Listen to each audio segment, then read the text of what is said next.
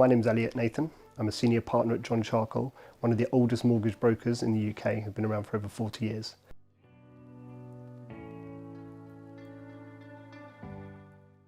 I think the most common one is that interest rates are going to go to 7-8%. That bank base, there's no denying that the bank base is out of control of everyone.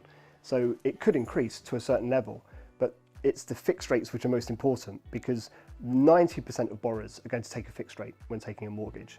So what the bank base rate is at that point is probably irrelevant to what their interest rate will be when they come for it. When borrowers read in the press that they see interest rates are rising, automatically it's their fixed rates are rising. That's what people go to. That's what they think. And so they're not separating when the press report on Bank of England base rate, they're not actually taking into account lenders' fixed rates. They're just saying base rates increasing or interest rates. So automatically, oh, my rate's going to increase, or I need to remortgage quickly because interest rates are going up. But that's not the case now.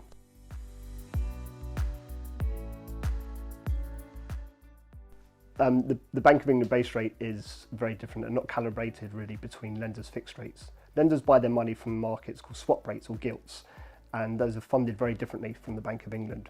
And what we're starting to see in the trend is that the gilts and swap rates are reducing, so the fixed rates are reducing, and they're reducing by nearly 1% in the last week since the bank base rate rise.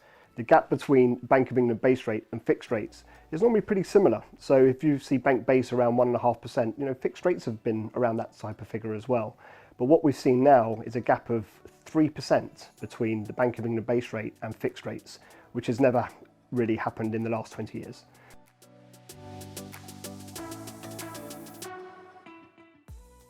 One of the reasons that lenders have increased their fixed rates so quickly, and there was an increase of 4% in 8 months, but the Bank of England base rate didn't increase at all by that much. The reason for this is that during COVID, and lenders laid off a bit of staff, and they also had a lot of staff working from home, which meant a disjointed administration service. Now the banks need to ensure that they process their applications quite quickly. The way that you catch up on your new business is that you stop new applications coming in, and the easiest and quickest way to do that is by raising fixed rates. So for example, if a bank was featuring top because they had the lowest fixed rates but had too much business coming in, they would increase their interest rates by 0.5%.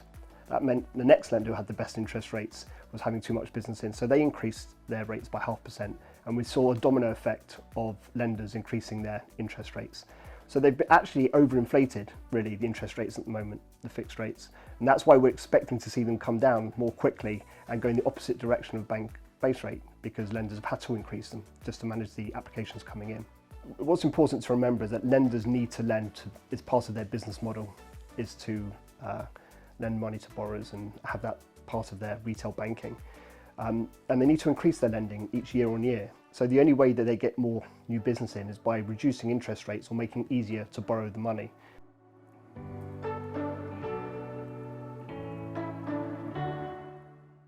We expect the interest rates are probably going to be the new norm, around 3% to 3.5%.